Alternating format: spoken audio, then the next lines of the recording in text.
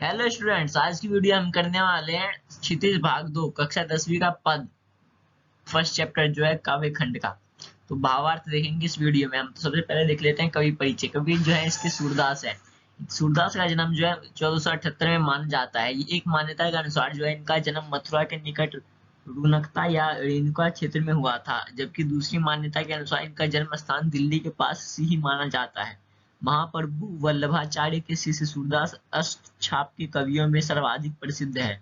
सूर, वात्सल्य और श्रृंगार के श्रेष्ठ कवि माने जाते हैं। इनकी मृत्यु 1583 में पारसौली में हुई। प्रमुख कार्य ग्रंथ सूरसागर, साहित्य लहरी और सूर सरावली। यहाँ से हमारी जो है चैप्टर की समरी स्टार्ट होती है। उद्धव तुम्हो अति बड़भागी, अपरस रहत स्नेह सत्तगाते नाही मन अनुरागी। उड़इनि पात रहत जल भीतर, तारस देह न दागी। ज्यों जल माहम तेल की गागरी, बंद न ताको लागी। प्रीति नदी में पाँव न बोरियो, दृष्टि न रूप परागी। सूरदास अबला हम बोरी, गुड़ चाटी ज्यों पागी। तो इसका अर्थ यह है कि इस पंक्ति में गोपियां जो है उद्धव से व्यंग करती है, कहती है कि तुम बहुत ही भाग्यशाली हो जो कृष्ण के पास रहकर भी उनके प्रेम और स्नेह से वंचित हो। तुम कमल के उस पत्ते के समान हो जो रहता तो जल में है परंतु जल में डूबने से बचा रहता है। जिस प्रकार तेल की गगरी को जल में भिगोने पर भी उस पर पानी की एक बूंद भी नहीं ठहर पाती, ठीक उसी प्रकार तुम भी कृष्ण स्वरूपी प्रेम की नदी के साथ रहते हुए भी उसमें स्नान करने की बात तो दूर, तुम पर तो श्री कृष्ण की प्रेम की एक छींट भी नहीं पड़ी। तुमने कभी प्रीति रूपी नदी में जो है पैर नहीं डुबोए। तुम बहुत विद्वान हो इसलिए कृष्ण के प्रेम में नहीं रंगे, परंतु हम भोली भाली गोपिकाएं हैं, इसलिए हमें उनके प्रति ठीक उस तरह का आकर्षित हैं जैसे चींटियां गुड़ के प्रति आकर्षित होती है। हमें उनके प्रेम में लीन है। मन की मन ही मांझ रही, कहिए जाई कौन पे उद्धव नाही परत कहीं। अवधि असार आस आवन की, तन मन बिथा सही। अब इन जोग संदेशनी, सुनी सुनी बिरहिनी बिरह दही। चाहती हुती गहारी, जितही तय उड़ तय धार बही। सूरदास अब धीर धरही, क्यों मर्यादा न लही। इस पंक्ति में जो है गोपियां उद्धव से कहती है कि उनकी मन की बात मन में ही रह गई है। वे कृष्ण से बहुत कुछ कहना चाहती थी परंतु अब वे नहीं कह पाएंगी।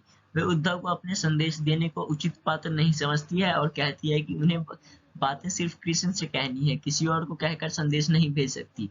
वो कहती है कि इतने समय से कृष्ण के लौट कर आने की आशा को जो है हम आधार मानकर तन मन हर प्रकार से जो है विरह किए व्यथा सह रही थी।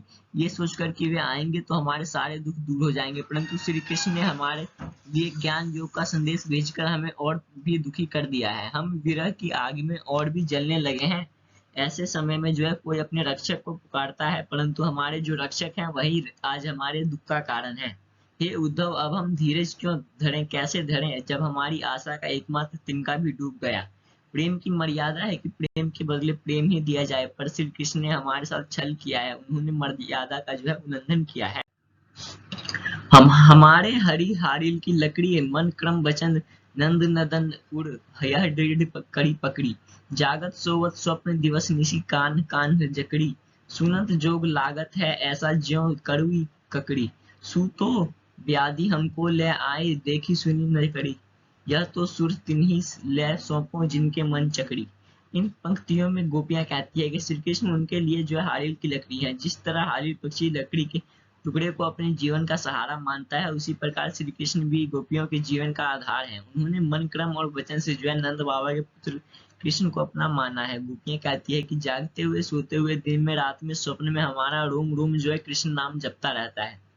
उन्हें उद्धव को संदेश कड़वी ककड़ी के समान लगता है। हमें कृष्ण के प्रेम का रोग लग चुका है। अब हम आपके कहने पर योग का रोग जो है नहीं लगा सकती, क्योंकि हमने तो इसके बारे में न कभी सुना, न देखा और न ही इसको भोगा ही है। आप जो यह योग संदेश लाए हैं वो उन्हें जाकर सौंपे जिनका मन चंचल हो, चूंकि हमारा मन जो है पहले से ही कहीं और लग चुका है। हरि है राजनीति पढ़ी आए, समुझी बात कहकर मधुकर के समाचार सब पाए। एक अति चतुर हुते पहले ही अब गुरु ग्रंथ पढ़ाए। वही बड़ी बुद्धि जानी जो उनकी जोग संदेश पढ़ाए। उद्धव भले लोग आगे के, पढ़ित डोलत धाये। अब अपने मन फेर पाई हैं, चलत हुते चुराए। ते क्यों अनीति करे, आपुंजे और अनीति छुड़ावे। राज धर्म तो यह है सूर जो प्रजा न जाहि सतावे। गोपियां कहती हैं कि श्री कृष्ण ने जो है राजनीति पढ़ ली है। गोपियां बात करती हुई व्यंग पूर्वक कहती है कि वे तो पहले से ही बहुत चालाक थे, पर उन्होंने बड़े बड़े ग्रंथ पढ़ लिए हैं जिससे उनकी बुद्धि जो है बढ़ गई है। तभी तो हमारे बारे में सब कुछ जानते हुए भी उन्होंने हमारे पास उद्धव के योग का संदेश भेजा है। उद्धव जी का इसमें कोई दोष नहीं है, ये भले लोग हैं जो दूसरों के कल्याण करने में आनंद का अनुभव करते हैं। गोपियां उद्धव से कहती है कि आप जाकर कहिएगा कि यहाँ से मथुरा जाते वक्त श्री कृष्ण हमारा मन भी अपने साथ ले गए थे, उसे वे वापस कर दे। वे अत्याचारी को दंड देने का काम करने मथुरा गए हैं, परंतु वे स्वयं अत्याचार करते हैं। आप उन्हें कहिएगा कि एक राजा को हमेशा चाहिए कि वो प्रजा की हित का ख्याल रखे, उन्हें किसी प्रकार का कष्ट नहीं पहुंचने दे, यही राजधर्म है। यहीं पे हमारा जो है लेसन खत्म होता है। यहाँ पे कुछ कठिन शब्दों के अर्थ दिए गए हैं, तो आप यहाँ से देख सकते हैं। मिलते हैं अपनी अगली वीडियो में, तब तक के लिए बने रहे हमारे साथ।